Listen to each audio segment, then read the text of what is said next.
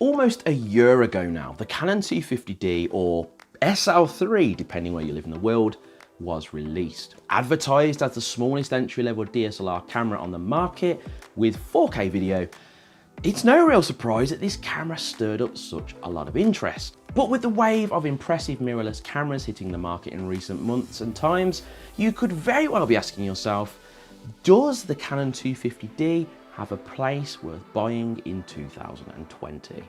And that is the question I'm going to answer in today's video. If you're new to this channel and you like photography, video and social media tips, then please hit subscribe and the notification bell to join the growing community here at Ben's Guide. The Canon 250D feels small in the hand, yet incredibly comfortable to hold. This probably is due to the DSLR body shape, which tends to mold in the fingers better than a mirrorless body. It comes with a very respectable 24 megapixel sensor, an optical viewfinder, and Canon's very lovable fully articulated screen. So if you're vlogging as well as taking photos, this really is going to come in handy. The battery life on the 250D will provide you with over 1,000 shots on a full charge, which is really impressive. And I also found it to last a long time when you're shooting video. We're going to take a look at the photography on the 250D in just a moment.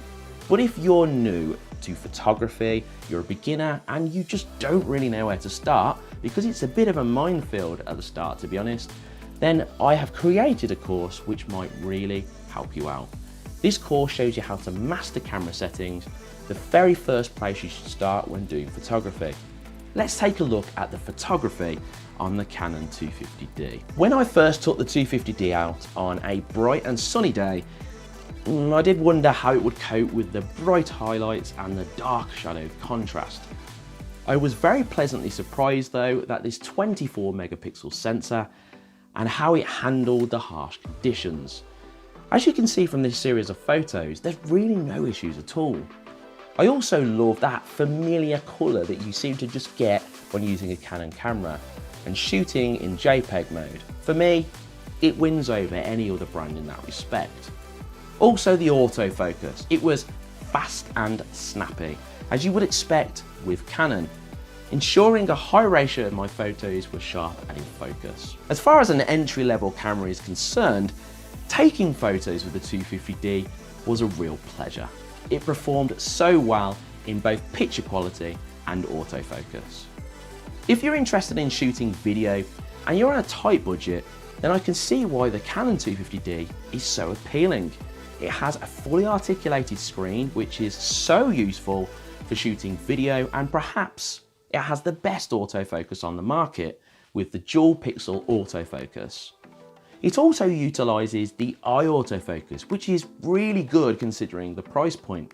The video with the 250D though is very much a story of two halves. You see, this camera has 4K built in, and upon hearing that you might be seriously impressed. But unfortunately though, using the 4K on this camera, it's another matter. When I shot video in the 4K mode, I struggled to get focus most of the time, and that's not to mention the huge crop that you experience in this mode as well. Take a look at the difference between the HD and the 4K for yourself here.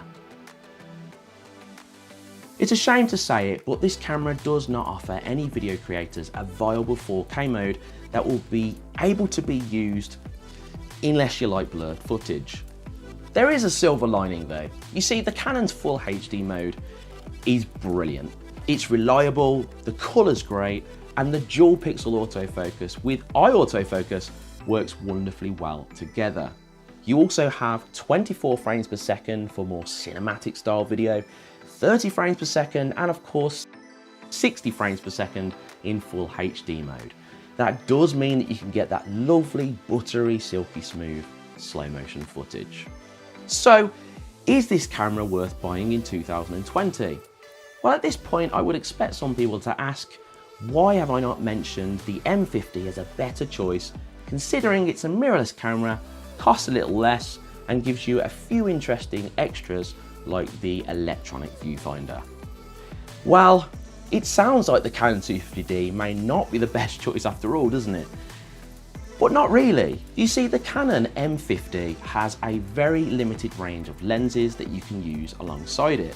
And this is compared with the huge range on offer with the 250D. The battery life on the 250D is also significantly better, lasting nearly 3 times longer.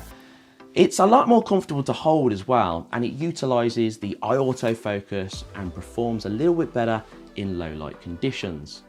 So when you stack all them things together, you start to see why this camera is really good for a beginner photographer or a hobbyist. This camera gives you the option to use a wide range of lenses for all different kinds of photography.